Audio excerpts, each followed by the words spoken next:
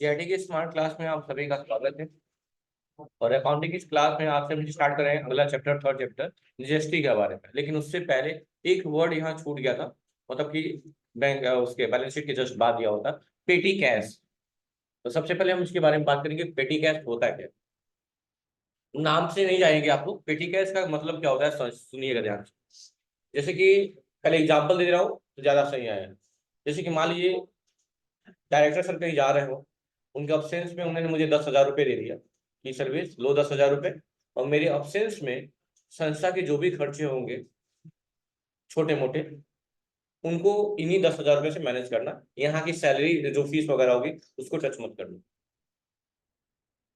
तो पेटी कैश का मतलब यही होता है, जिन पैसों से पहले तो आप ही पैसा को मेंटेन करेंगे, फिर उन पैसों से आप संस्था या कंपनी के छोटे मोटे खर्चे, जैसे कि चाय पानी का, नाश्ते का, या फिर मार्कर पेन पेपर पेंसिल का, इसका बड़ी चीजों का नहीं, ये नहीं कि मशीन खरीद लेंगे, जमीन खरीद लेंगे, नहीं, छोटे खर्चे मैनेज करने के, उसे हम पेटी कैश बोलते हैं।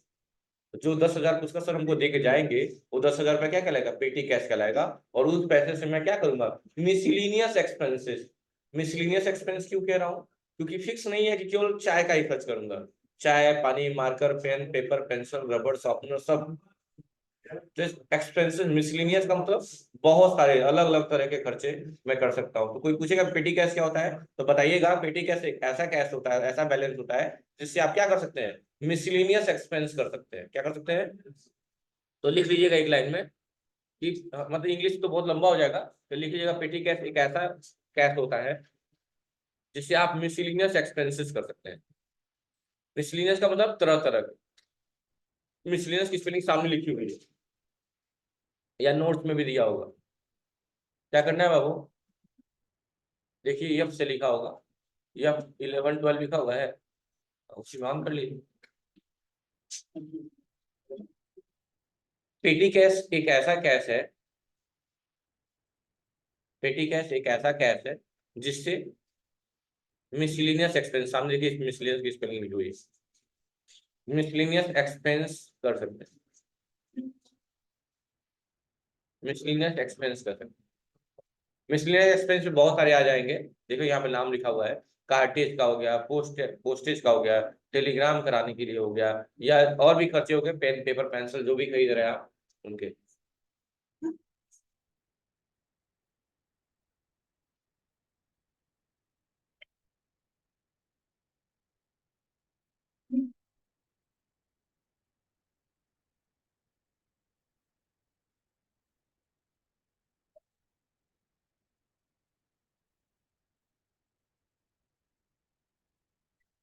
समझ गया ना।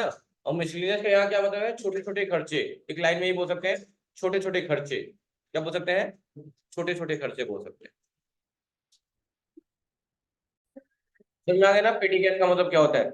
और इसका अंडर ग्रुप वही होता है जो कैश का अंडर ग्रुप होता है, आगे पढ़ेंगे आप लोग। कैश का भी under group cash in hand होता है, और पेटी कैश का भी कैश इन हैंड होता है। पेटी कैश एक ऐसा कैश है जिससे आप संस्था के भीतर होने वाले छोटे छोटे खर्चों को क्या कर सकते हैं, मैनेज कर सकते हैं। ठीक है, ऐसे आप बता सकते हैं। नाम से मत जाइएगा, पेटी में रखा हुआ कैश पेटी कैश कहलाता है। यहाँ पेटी बक्सा की बात नहीं हो रही है, ठीक है, ये बातों का ध्यान रखिएगा। अगला चैप्टर स्टार्ट हो रहा है हमारा, लेसन थर्ड, जिसका नाम है जीएसटी, जिसे बोलते हैं गुड्स एंड सर्विस टैक्स। क्या बोलते हैं, गुड्स एंड सर्विस टैक्स। और ये कब लागू हुआ था, 1 जुलाई 2017 को लागू किया गया था। जीएसटी अपने वहां का नहीं है, फ्रांस वगैरह से लिया गया है, पहले से है। और भारत का पहला राज्य जो बना जिसने इस चीज को एक्सेप्ट किया, वो था असम। भारत का पहला राज्य कौन सा था जो जीएसटी को एक्सेप्ट किया, असम। ठीक है, अब समझिएगा क्या है जीएसटी। अच्छा, जीएसटी से पहले भी कोई टैक्स लगता था क्या, वेट, स्पेलिंग,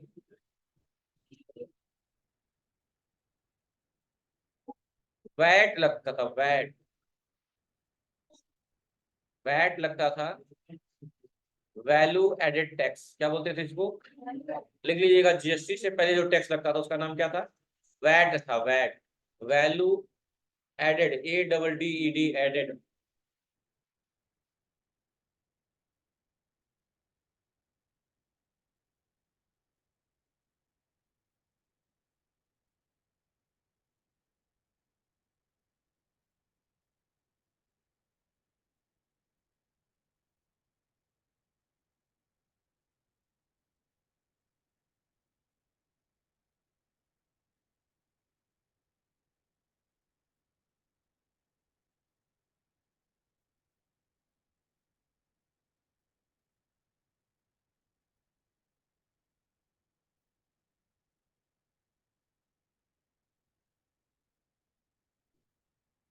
हो गया।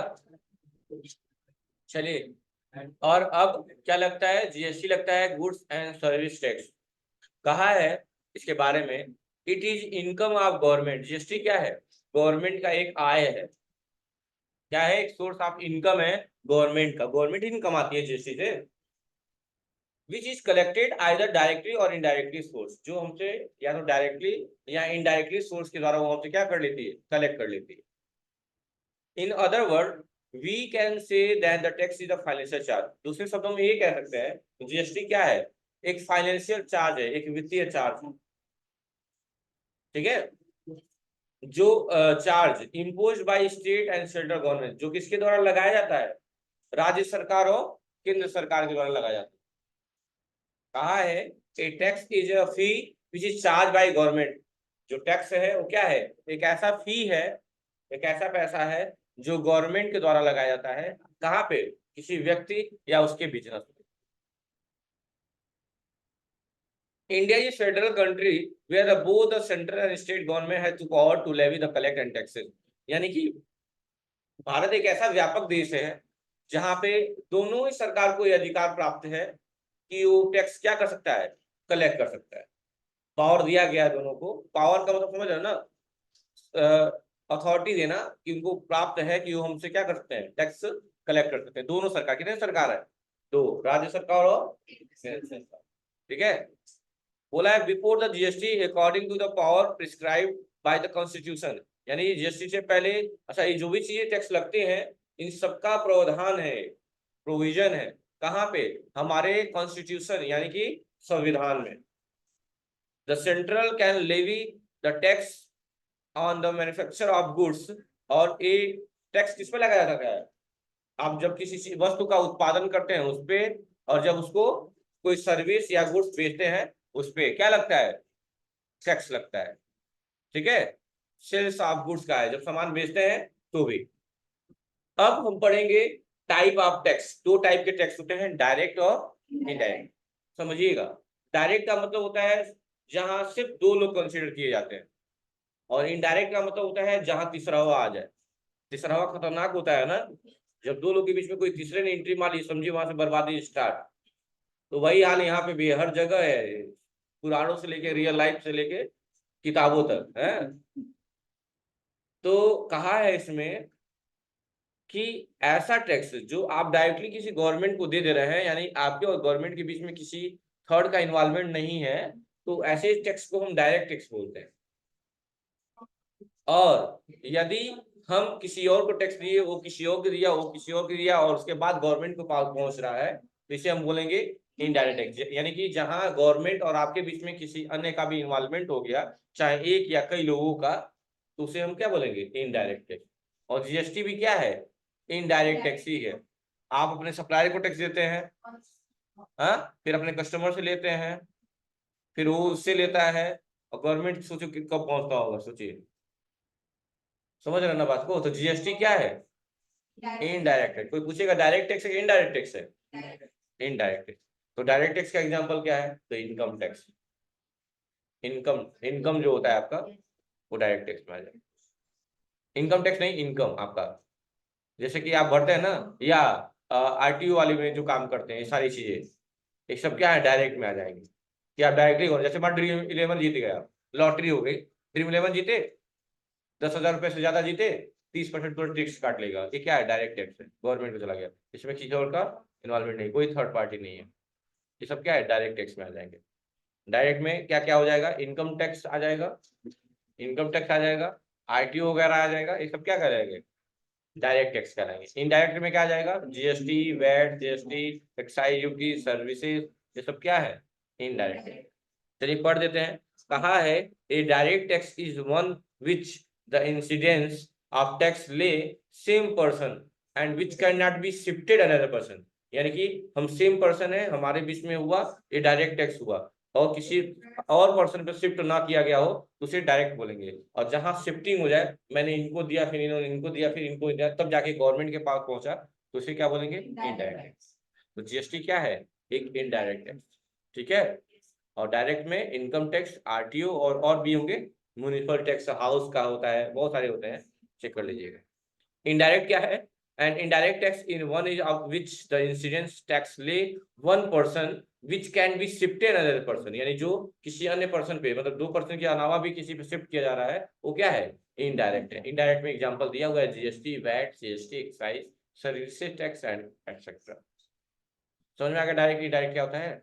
जहां शिफ्टिंग हो वो क्या है, इनडायरेक्ट है, और जहां शिफ्टिंग नहीं होती है वो क्या है, ठीक है। जीएसटी कई लोग कंफ्यूज होते हैं, जीएसटी को लोग डायरेक्ट ही बोलते हैं, लेकिन जीएसटी क्या है, इनडायरेक्ट टैक्स। अरे आरटीओ को फुल फॉर्म देख बता दे रहा हूँ, तो उसको बोलते हैं जहाँ डीएल वगैरह बनाते हैं, गाड़ी उड़ी नहीं बनता है, आरटीओ ऑफिस बोला जाता है। इसका फुल फॉर्म बता देना है, देखना पड़ेगा मुझे भी।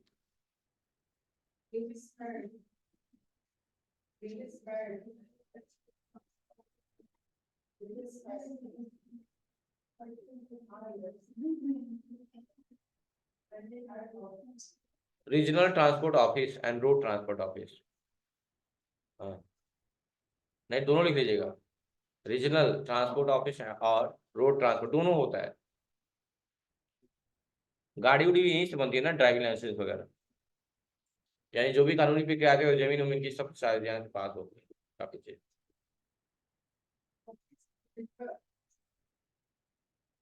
रीजनल सबका आरटीओ हम लोग का है आसपास जितना भी कुशीनगर में सबका यही है, रविंद्र नगर में है ना। श्रीनगर में जितनी भी चीजें होंगी यहीं पे हो रही हैं आरटीओ।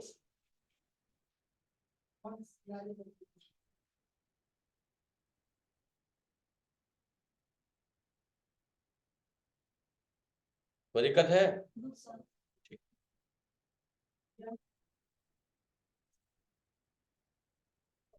अब जीएसटी का फिर से वही बात बार बार रिपीट करेगा इसमें, लेकिन फिर भी मैं पढ़ दे रहा हूँ। वही फिर से बोला, India is federal country where the both central and state government has to power levy tax and collect, वही बात बार बार बोल रहे हैं। और ये कब इंट्रोड्यूस किया गया था, 1 जुलाई 2017 को, पहले बता दिए हैं। GST is a business reform beyond just modification the rate of GST changing the process comprehensive resulting with the business operate, यानी कि इसके द्वारा इस लगाने का एक ही था। अच्छा, बीच में जब आया जीएसटी, कोई भी नई चीज आती है ना तो पहले ही लोग जज कर लेते हैं, गलत गलत जज कर लेते हैं। जीएसटी भी आया था, बड़ा लोगों ने विरोध किया इसका, और लोग कुछ लोग भी ये भी थे कि इसका दुरुपयोग किए, जैसे कि सामान बेचने से अलग से जीएसटी लेते थे। तो गवर्नमेंट काफी इस पे जागरूक हुई, लोगों को बताया कि जीएसटी अलग से देने वाला टैक्स नहीं है, वो ऑलरेडी गुड्स में क्या रहता है, इंक्लूड रहता है, एडिशनली नहीं देना है ना। तो लोग जाके समझदार हुए। अब जीएसटी से फायदा क्या है कि गवर्नमेंट को प्रॉपर टाइम पे टैक्स मिल जाता है, काम करे, क्योंकि गवर्नमेंट कोई भी हो वो कहाँ से काम करेगी, आप ही लोग पे वो भी डिपेंडेंट है, आप ही से लेगी इनडायरेक्टली और फिर आपको में ही दे देगी, है ना। जैसे राशन में ही क्या है, किसान से ही गेहूं चावल खरीदती है और राशन के माध्यम से किसी को बंटवा देती है। सोचिए, खरीदती है 20 रुपए में, 20 रुपए 22 रुपए में, और आपको बेचती है फ्री में या 2 या 3 रुपए किलो। सोचिए, लॉस ले रही है ना पर केजी के पीछे, और आप इतने चालाक हैं फिर रसनवा खरीद के फिर उसी को बेच देते हैं। यानी एक ही राशन के पीछे कितने बार लॉस ले रही हो, है ना। और दुकानदार का दिमाग लगाते हैं, राशन वाला है तो 2 रुपए 3 रुपए सस्ते देके खरीदेंगे वो, और फिर आखिर बेचेंगे वो भी, कर्मा वही करेंगे, लेकिन दिमाग लगा के, समझ गया ना। और तब सारा सर्वे खराब है, ठीक है। उसके बाद से जीएसटी क्या है जीएसटी क्यों लगता है, क्या क्या है, वो सब लाइनें लिखी हुई है, ये आप लोग को पढ़ने वाली ऐसा कुछ नहीं है जो बहुत है। ये लिखा है, ये इनडायरेक्ट टैक्सेशन है ना। मल्टीपल टैक्सेस है इसमें सेंट्रल गवर्नमेंट के लिए, जैसे एक्साइज ड्यूटी, सर्विसेज टैक्स या अदर सेसेस। सेसेस वगैरह एजुकेशन पे लगते हैं, पहले वैट वगैरह लगा जाता था। मल्टीपल टैक्स रेट लगते हैं, multi point taxation during the manufacture, कहाँ का लगता है, उत्पादन पे, या जो उसका व्यवसाय करते हैं, या जो आयात निर्यात का काम करते हैं उन पे, और बाकी चीजों पे। GST allows the seamless flow tax credit and eliminated the cascading effect। CSS की बात करेगा, indirect taxes the supply chain transaction. अच्छा, हाँ ये देखिए जीएसटी और क्या अलाउ करता है, ये सारी प्रोसेस होती है।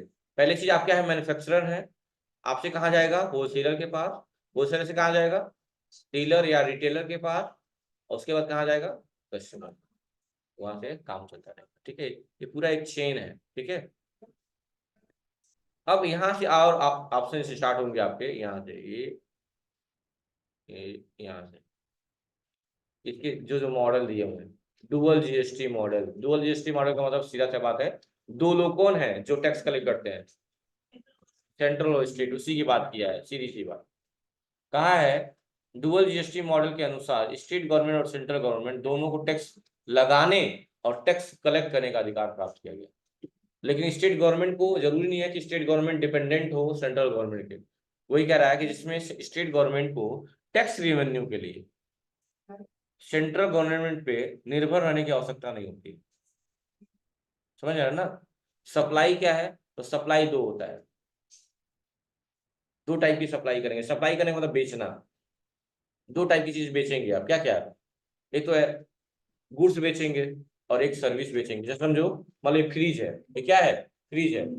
या एसी मान लो, एसी है, ये मैंने एसी बेच दिया, तो क्या बेचा है मैंने, गुड्स बेचा है।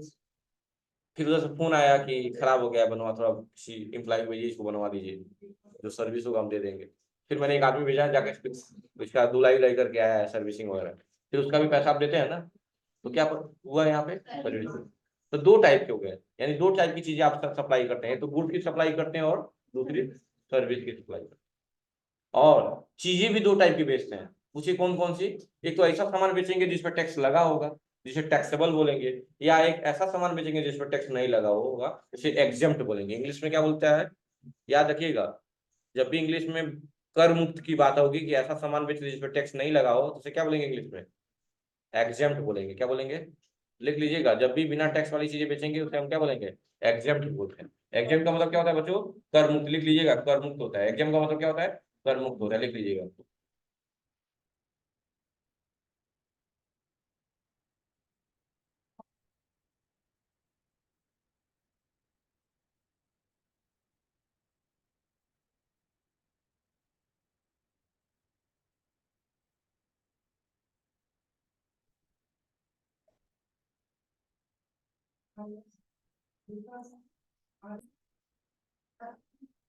तो कहा है जीएसटी में सप्लाई शब्द का प्रयोग बहुत व्यापक है। सप्लाई को दो तरीके से समझा जा सकता है, एक तो सप्लाई ऑफ गुड्स और दूसरा supply of services. Supply of goods और दूसरा, कोई पूछे कितनी टाइप की सप्लाई होती है तो क्या बताएंगे आप, दो टाइप की सप्लाई होती है। कौन कौन सी, एक तो गुड्स की सप्लाई और दूसरा सर्विसेज की सप्लाई। कोई एग्जांपल देके समझा भी दीजिएगा। जब हम किसी गुड्स को सेल करेंगे तो ये सप्लाई ऑफ गुड्स कहा जाएगा। और जब हम किसी सर्विस को प्रोवाइड करेंगे, जैसे हमने क्या देखा हमारे वहाँ एसी वगैरह बनता है, आपने बनवा लिया तो क्या होगा, सर्विस। तो क्या बोलेंगे, सर्विस, सप्लाई ऑफ सर्विस कहा जाएगा। ठीक है। और एक और टाइप्स ऑफ सप्लाई की बात किया हुआ है, ये सप्लाई, ये दूसरा है, इसको बोलते हैं इंट्रा स्टेट, इंट्रा स्टेट। और एक को बोलते हैं इंटर स्टेट। थोड़ा ध्यान से सब सामने देखिएगा भाई। जैसे बिजनेस में एक चीज कॉमन है कि आप कहाँ से हैं ये मैटर नहीं कर रहा है, आपका बिजनेस कहाँ है ये मैटर करता है। तो अगर हमारा बिजनेस कहाँ पे है, उत्तर प्रदेश में है, कहाँ पे, यूपी, यानी उत्तर प्रदेश में है, और उत्तर प्रदेश से कोई चीज बेचते या खरीदते हैं, उसे हम इंट्रा स्टेट सप्लाई बोलेंगे। यानी इंट्रा स्टेट का मतलब सेम स्टेट, मतलब हमारा जिस राज्य में बिजनेस है उसी राज्य से हम कोई चीज खरीद रहे हैं या बेच रहे हैं, तो उसे क्या बोलेंगे, इंट्रा स्टेट बोलेंगे।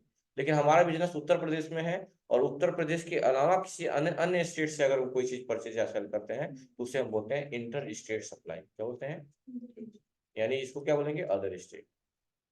क्या बोलेंगे, अदर। इसको क्या बोलेंगे, सेम स्टेट। और इसको क्या बोलेंगे, बस लिखना चाहते हैं तो लिख सकते हैं दिमाग में, क्योंकि डिफिनेशन अलग है, ये चीज अलग है, समझाने का तरीका है।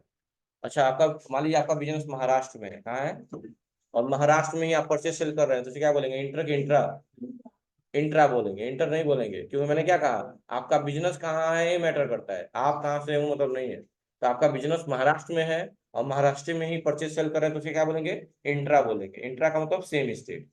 और महाराष्ट्र में बिजनेस है और दिल्ली से खरीद रहे हैं, तो क्या बोलेंगे उसे, इंटर स्टेट बोलेंगे। उससे क्या बोलेंगे, अदर स्टेट। समझ गए ना।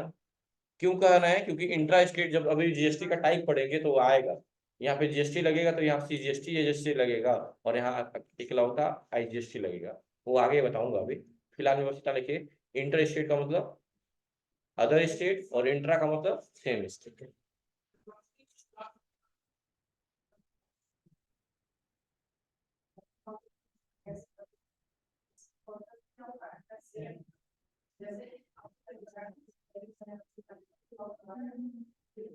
हो गया ना?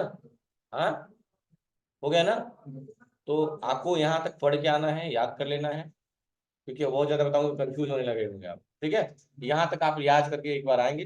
कल थोड़ा सा थ्योरी और है, उसके बाद खत्म हो जाएगा। कल की क्लास बहुत इंपॉर्टेंट है, कल की क्लास बंक मत करिए, क्योंकि कल हम पढ़ेंगे आईटीसी के बारे में, टैक्स लाइबिलिटी के बारे में।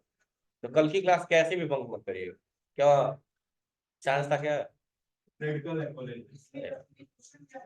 लेकिन कल की वीडियो जरूर देख लीजिएगा कैसे भी। ठीक है, थैंक यू।